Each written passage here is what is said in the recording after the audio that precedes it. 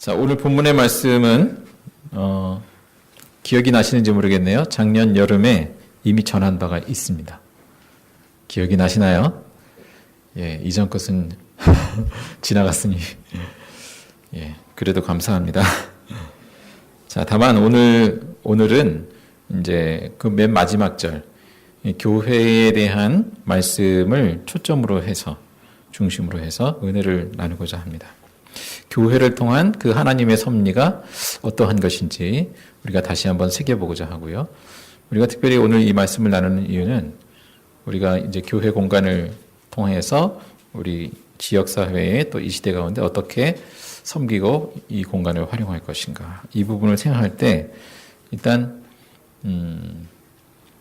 그 결과물 이전에 이 교회 자체를 우리가 좀 더 숙고하면 좋겠다라는 마음이 듭니다. 자, 오늘 함께 나누어 보고자 하겠습니다. 자, 우리가 이제 교회의 탄생, 교회의 시작부터 어떻게 이 교회가 이루어져 왔는지 그것을 더듬어 볼 수 있기를 바랍니다. 자, 우리 예제교회는 어떻게 시작되었습니까? 누가 시작했습니까? 예제교회는 누가 시작했죠? 네? 네. 너무 쉬운 문제를 드리면 대답을 안 하시는 경향이 있는 것 같습니다. 예. 누가 시작했습니까? 예?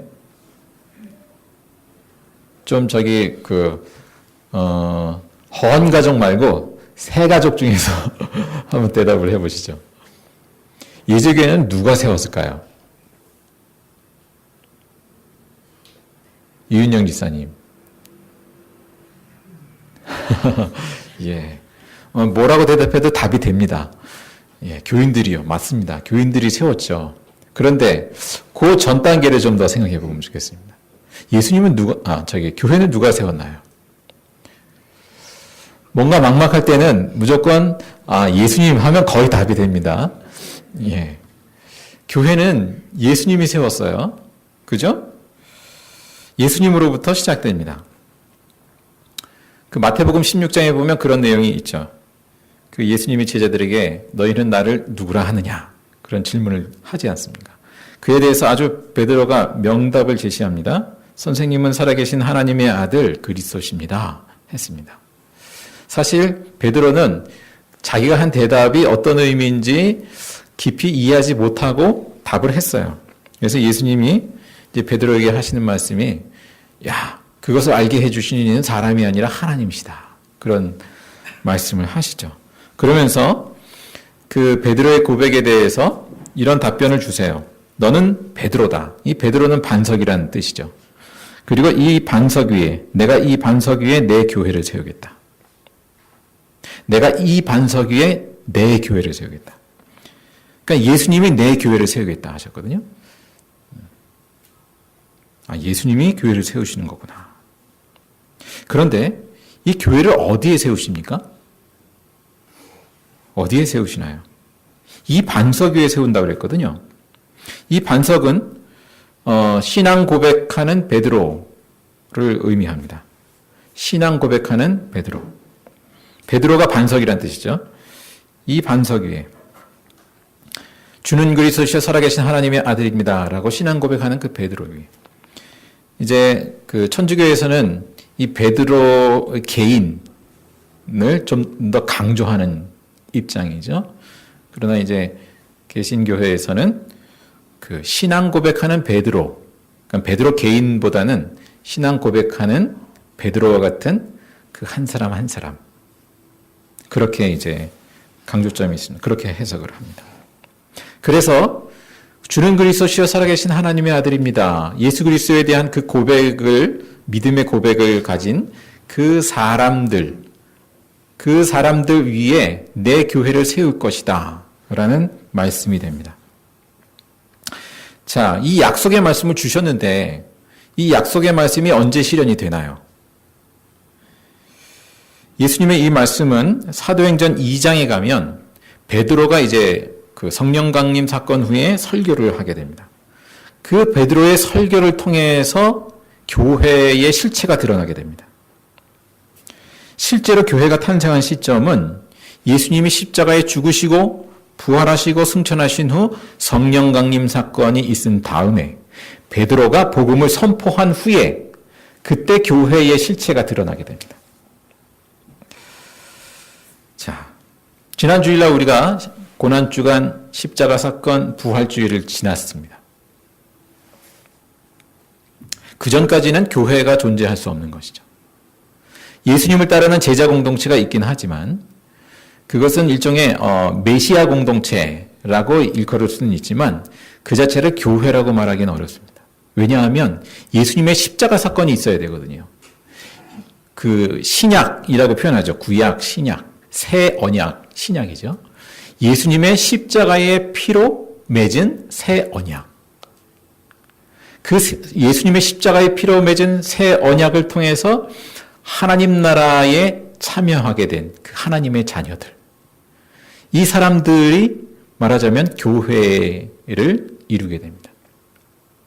세례를 받고 이 세례받은 사람들, 예수 그리스도의 십자가의 그 죄사함의 은혜를 믿음으로 고백하고 예수님을 구주로 영접한 사람들.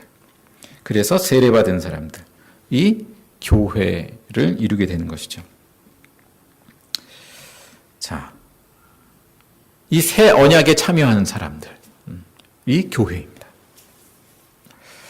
자, 따라서 이 십자가의 죽음 이후라야만 교회가 세워질 수 있는 것이죠.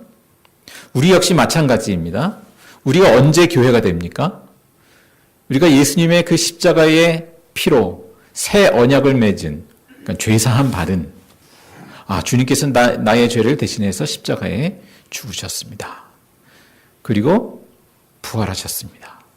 그 부활은 우리에게 주어질 그 생명, 예수님 안에 있는 그 생명을 내게도 주신다라는 것이죠. 그 고백 속에서 우리는 교회가 됩니다.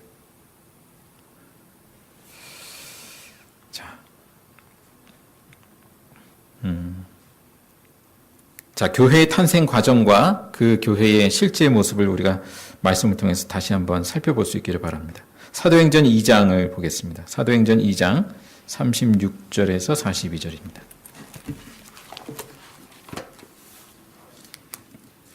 사도행전 2장 36절에서 42절. 베드로의 설교와 그에 이어지는 내용이죠. 자, 제가 먼저 읽겠습니다. 교독하겠습니다. 그러므로 이스라엘 온 집안은 확실히 알아두십시오. 하나님께서는 여러분이 십자가에 못 박은 이 예수를 주님과 그리스도가 되게 하셨습니다.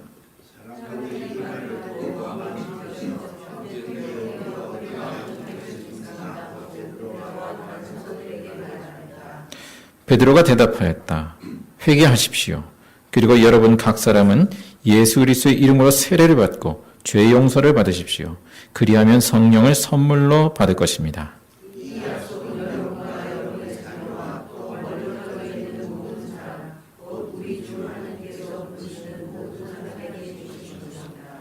베드로는 이 밖에도 많은 말로 증언하고 비뚤어진 세대에서 구원을 받으라고 그들에게 권하였다.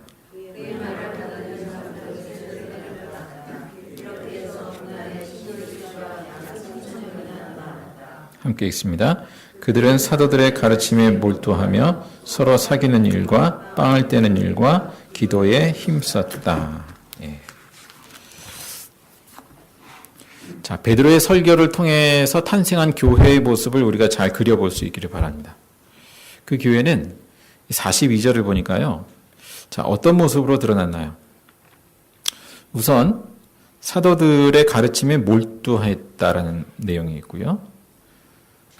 또 끝에는 기도에 힘썼다는 내용이 있습니다.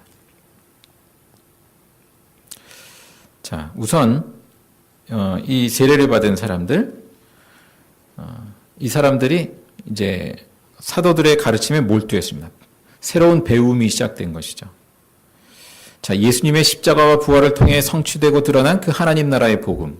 아마도 이 유대인들이니까 이 구약의 그 예언들이, 약속들이 어떻게 예수님에게서 성취되는가, 그것을 아마 초점으로 해서 가르침을 많이 받았으리라, 그렇게 생각이 됩니다. 어쨌든 예수님의 그 복음을 배우는 일에 몰두했습니다. 자, 오늘 그 에베소서의 본문으로 다시 돌아가면요. 거기서도 바울이 15절에 보면 이런 이야기를 합니다. 나도 주 예수에 대한 여러분의 믿음과 모든 성도를 향한 사랑을 듣고서 여러분을 두고 끊임없이 감사를 드리고 있으며 내 기도 중에 여러분을 기억합니다. 자, 이 내용만 보면 에베소 교회는 굉장히 건강한 교회구나 이런 생각을 갖게 됩니다. 주 예수에 대한 믿음이 있어요. 그리고 모든 성도를 향한 사랑의 소문이 있어요. 참 좋은 교회죠. 자, 그런데 그들을 위해 뭐라고 기도한다는 것인가요? 그 17절 오늘 읽은 에베소서 그 17절 말씀에 보면 우리 주 예수 그리스도의 하나님이신 영광의 아버지께서 지혜와 계시의 영을 여러분에게 주셔서 하나님을 알게 하시고 또 여러분의 마음의 눈을 밝혀주셔서 하나님의 부르심에 속한 소망이 무엇이며 성도들에게 베푸시는 하나님의 영광스러운 상속이 얼마나 풍성한지를 여러분이 알게 되기를 바랍니다. 또한 믿는 사람들이 우리에게 강한 힘으로 활동하시는 하나님의 능력이 얼마나 엄청나게 큰지를 여러분이 알기를 바랍니다. 자, 이 말은 뒤집어 말하면 무슨 말인가요? 여러분은 아직 하나님에 대하여 모르는 게 많습니다. 그 말 아닙니까? 자, 안다고 생각하면 아직 뭘 모르는 거죠? 자, 초대교회 성도들이 그 사도들의 가르침에 몰두한 것처럼 그 하나님을 아는 일에 그 더 매진하기를 사도 바울이 권면하고 기도한 것처럼 우리 역시 마찬가지로 이 하나님을 아는 일에 특히 예수 그리스도의 복음을 아는 일에 몰두할 수 있기를 바랍니다. 또 기도에 힘썼다라고 한 것처럼 또 사도 바울이 에베소 교인들을 위해서 기도한 것처럼 우리 역시 기도에 힘쓸 수 있기를 바랍니다. 자, 기도는 왜 하나요? 우리가 기도를 왜 하나요? 자, 예수님을 알게 하시는 분은 우리의 머리가 아니라 하나님이시죠. 성령님이시죠. 우리가 이제 사실 신앙생활 할 때 현대인들이 머리로 신앙생활 하는 경우가 참 많죠. 귀로 신앙생활을 거의 다 합니다. 뭐 이렇게 설교 듣기 하고 하는 머리로 생각하고. 그러나 결국 내 머리의 한계 속에서만 이제 머물게 되고 말게 되죠. 기도가 빠지면. 자, 어떤 심리적인 것, 윤리적인 것, 이런 것은 깨닫는데 그 이상의 것을 깨닫기 어렵습니다. 기도가 필요합니다. 우리가 성경을 읽고 묵상하고 하는 과정에도 기도가 필요합니다. 기도에 힘쓰고 했습니다.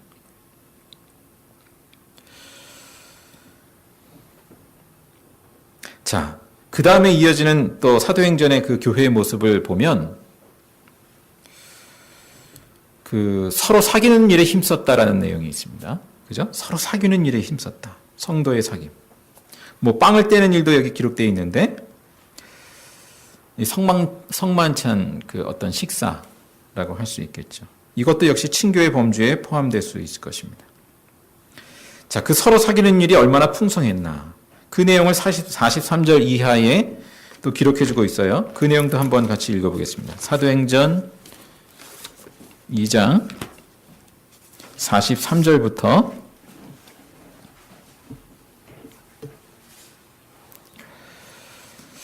47절까지 함께 읽겠습니다. 모든 사람에게 두려운 마음이 생겼다. 사도들을 통하여 놀라운 일과 표징이 많이 일어났던 것이다.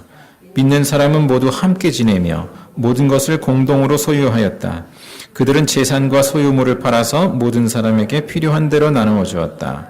그리고 날마다 한 마음으로 성전에 열심히 모이고 집집이 돌아가면서 빵을 떼며 순전한 마음으로 기쁘게 음식을 먹고 하나님을 찬양하였다.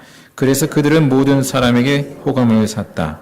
주님께서는 구원받는 사람을 날마다 더하여 주셨다. 예. 자, 예수님이 성령을 통해서 세워가시는 그 교회의 모습을 보니까 이 서로의 그 성도 간의 사귐이 굉장히 풍성한 교회의 모습을 보여주고 있습니다. 자, 예수님이 디자인하신 교회. 예수님이 디자인하신 교회는 어떤 특성을 가졌는가? 우리가 곰곰이 생각해 볼 필요가 있겠습니다. 자, 예수님이 디자인하신 교회는 서로 모르는 사람이 주일 예배를 출석하고 또 뿔뿔이 집으로 돌아가는 그러한 교회는 적어도 아니었습니다. 단지 예배로만 모이는 교회가 아니었습니다. 자, 그들은 주님의 가르침을 따라서 주님의 가르침, 내가 너희를 사랑한 것 같이 너희도 서로 사랑하라. 예수님이 보여주신 그 사랑으로 서로 사랑이라. 결국은 예수님이 십자가에 죽기까지 사랑하신 그 사랑으로 서로를 사랑하라는 그 말씀대로 서로를 사랑하는 그 삶을 적용했습니다. 자, 그러니까 현대의 교회, 우리가 이제 교회 하면 먼저 예배를 떠올리는데 그건 이제 교회의 일부죠. 성경에서 보여주는 예수님이 보여주시는 그 교회의 그림은 성도의 사귐이 굉장히 풍성한 그 공동체적인 삶을 이루는 그 모습을 보여주고 있습니다.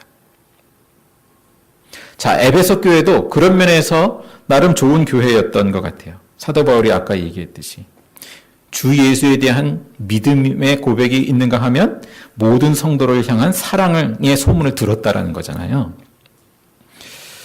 그런데 거기에 더해서 사도 바울이 요구하고 있습니다. 하나님을 더욱 알게 되기를 기도합니다. 그 하나님을 알아가는 것의 그 핵심은 뭐냐 하면 그 아까 에베소서 말씀의 그 후반부에 있는 내용인데요. 만물의 주요 교회의 머리 대신 그리스도를 알아가는 것. 그것을 핵심으로 하고 있어요. 자, 그 그리스도를 알아갈 때, 그 그리스도의 복음을 할 때, 그리스도의 몸된 교회의 그 풍성함과 그 영광을 알게 된다는 것이죠. 우리가 사도행전과 에베소서 말씀을 같이 봤습니다. 오늘 말씀은 에베소서의 말씀에 있는 그 충만한 교회, 충만하다라는 그 표현을 따서 충만한 교회라고 했는데요. 이 교회에게 주신 소망은 무엇입니까? 이 그리스도의 충만함이 교회에 주어진다라는 데 있죠. 교회의 비전과 사명이라고 하는 것은 그리스도로 충만해지는 것입니다. 그 충만한 그리스도의 복음과 사랑을 함께 공유하고 나누는 것이죠.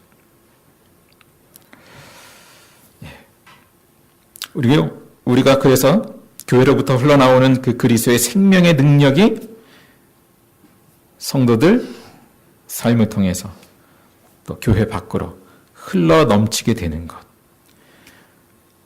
사도행전 2장에서 보여주는 초대교회의 모습은 바로 그러한 것이었습니다. 자, 우리가 세상을 섬긴다, 지역을 섬긴다라는 어떤 그러한 목표를 둘 때 여러 가지 봉사거리를 찾고 이런 것도 중요하지만 좋지만 더 근본적인 것은 성경에서 보여주는 것은 그 성도 간의 풍성한 서로 사랑의 사귐의 공동체를 이루는 것. 아, 이게 우선이구나. 그렇게 존재하는 것 자체, 그것이 우선이구나라는 것이죠. 그것을 코이노니아라고 표현하죠. 성령 안에서 성도의 사귐의 공동체. 그렇게 세상 가운데 존재하는 것. 그래서 와서 들으라가 아니라 와서 보라. 와서 참여해봐라. 그렇게 이야기할 수 있는 공동체. 따지고 보면 우리나라에 교회만한 조직이 없습니다. 전국에 없는 데가 없습니다. 교회마다 그렇게 정말 서로 사랑하는, 정말 주님께서 우리를 사랑하신 것처럼 서로를 사랑하고자 하는, 그렇게 애쓰는, 몸부림하는 그러한 사람들의 그 공동체가 늘어난다면 이 대한민국이 당연히 좋아지죠. 당연히 성장하죠. 우리는 우리대로 우리 예제 공동체 안에서 또 작은 모임 안에서 그렇게 서로 사랑하는 그 공동체의 삶을 이루어 나가는 것, 그것을 힘쓰고 기도하고 그렇게 적용하고 할 필요가 있겠습니다. 예수님이 디자인하신 교회는 단지 예배 공동체가 아닙니다. 봉사를 많이 하는 교회도 아닙니다. 내가 너희를 사랑한 것 같이 너희도 서로 사랑하라는 그 말씀이 실현되는 성도의 공동체죠. 그 이제 사랑이 경계를 넘어서서 이제 지역을 향하고 시대, 이 세상을 향하는 것이죠. 예수님이 세리와 죄인의 친구가 되었던 것처럼 교회 역시 경계를 넘어서서 교회 밖을 향한 그러한 사랑의 섬김을 하는 것이죠. 자, 그런데 우리가 여기서 한 가지 고민거리가 있습니다. 현대사회, 특히 도시교회에 한계가 있습니다. 어려움이 한 가지 있습니다. 뭔가요? 농촌은 그래도 비교적 마을 공동체고 그 가운데 이제 교회가 역할을 하기도 하고 하는데 이 도시교회는 어떻습니까? 이 지역과 별로 연관성이 없는 경우가 많아요. 사실 우리 교회도 그런 면이 있죠.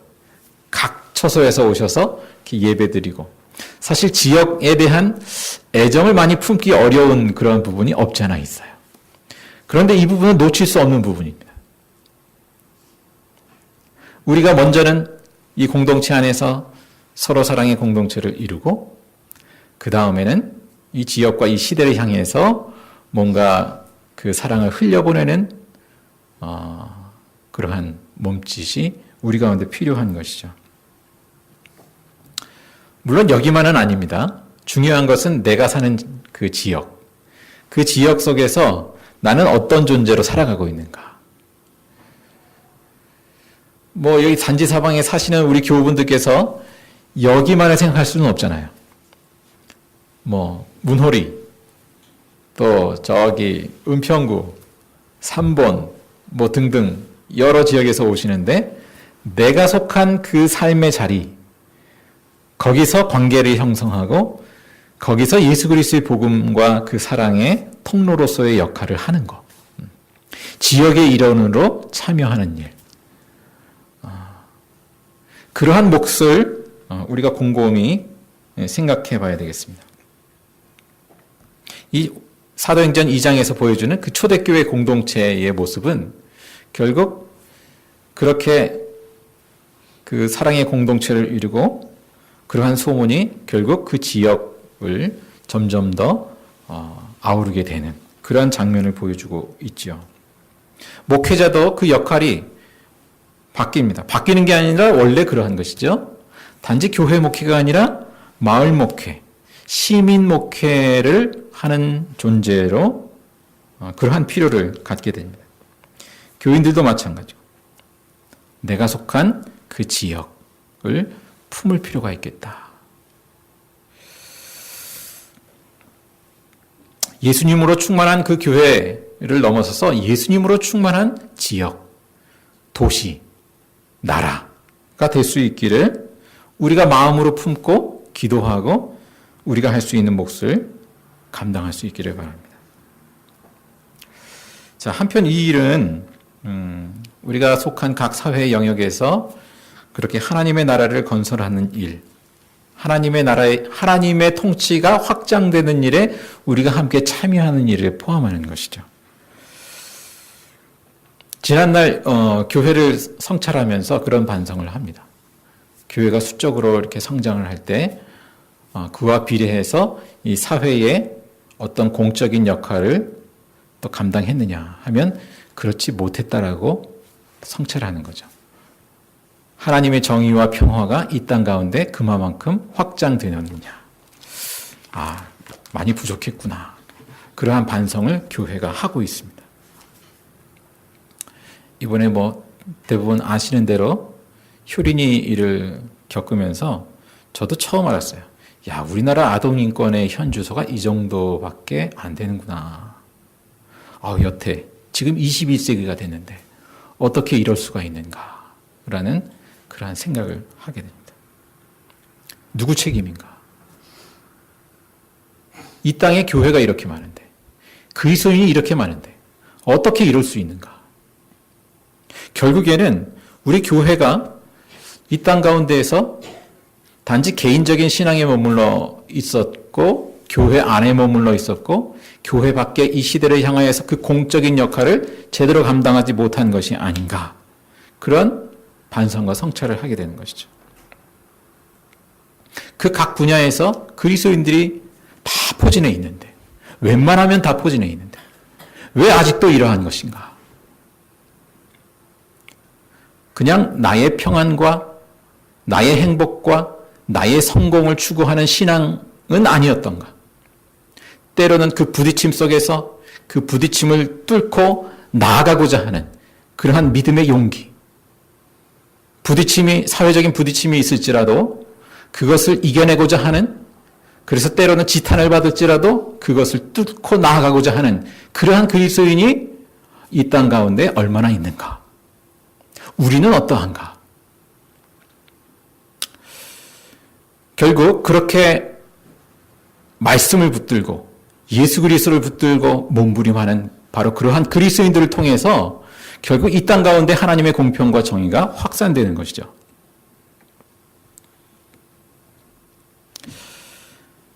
자, 교회의 사명, 우리가 곰곰이 생각하고 우리 예제 공동체가 할 수 있는 일들을 감당할 수 있기를 바랍니다. 마지막으로 다음 세대 그리고 자녀 세대를 위한 교회는 어떤 교회일까를 생각해 봅니다.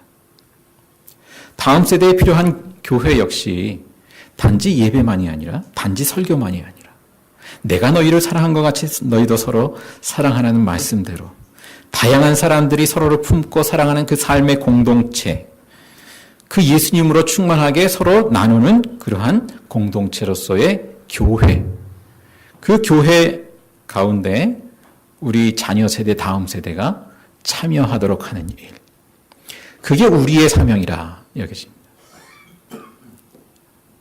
단지 말로만 가르치는 것이 아니라 실제를 보여주는 것이죠. 부모 세대가. 이 작은 모임의 사명이 거기에 있다라고 생각합니다. 실제로 서로 다른 사람, 각기 모자람과 부족함과 모남이 있는 사람이지만 그러한 서로를 예수 그리스도의 사랑으로 품으면서 하나 되는, 서로 교류하는 그러한 공동체를 보여주는 것.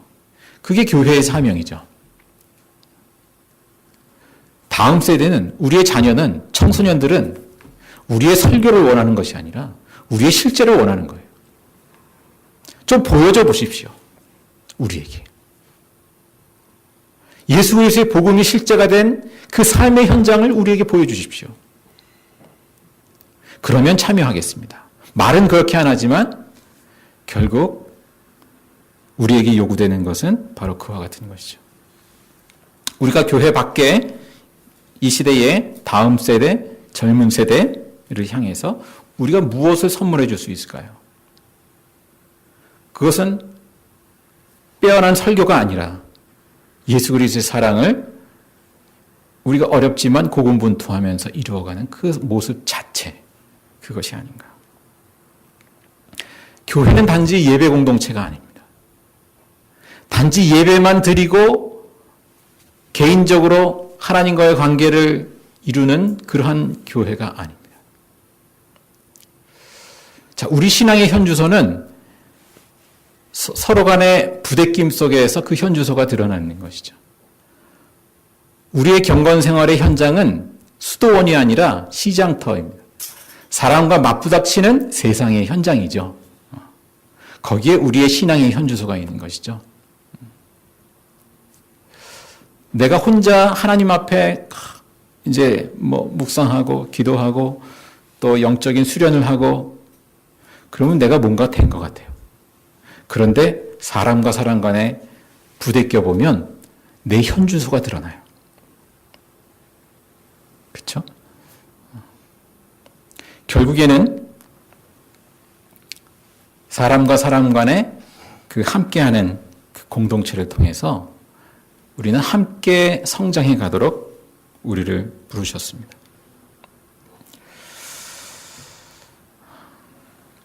자, 우리 교회가 또한 단지 우리 교회, 우리끼리만의 교회가 아니라 이 지역과 이 시대의 사람들과 소통하고 공감하는 그러한 교회일 수 있기를 원합니다. 그러한 교회를 다음 세대에 물려줄 수 있기를 원합니다. 우리가 이제 교회 공간을 활용하는 그러한 의견을 함께 나누고 있는데 이 역시 마찬가지로 우리가 어떻게 지역과 함께 할 수 있을까? 또 우리가 어떻게 다음 세대와 함께 할 수 있을까를 고민하는 것이죠. 우리가 함께 공간을 공유하고 우리만의 공간이 아니라 이 지역이 함께 공유하는 공간으로 활용하는 공간으로 그러면서 같이 소통하고 또 지역을 위해서 우리가 할 수 있는 것을 또 이 공간을 통해서 함께하고 이 공간이 지역의 일상의 공간이 되고 이 공간을 통해서도 우리가 예수님의 사랑을 흘려보내는 그러한 공간이 될 수 있기를 바랍니다. 예수님으로 충만한 교회, 그 충만함으로 지역과 이웃과 다음 세대와 함께하는 교회로 자라가기를 간절히 바랍니다.